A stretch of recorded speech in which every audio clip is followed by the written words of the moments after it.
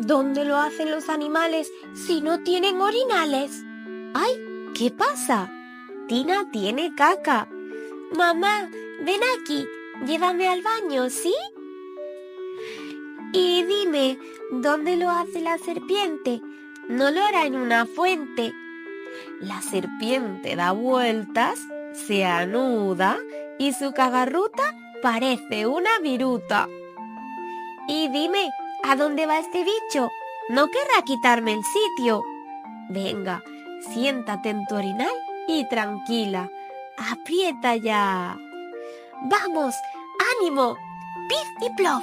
¡Ya terminas! ¡Se destapó el tapón! Y aunque a veces se te escapa y acaba formando una plasta, a los animales no les molesta.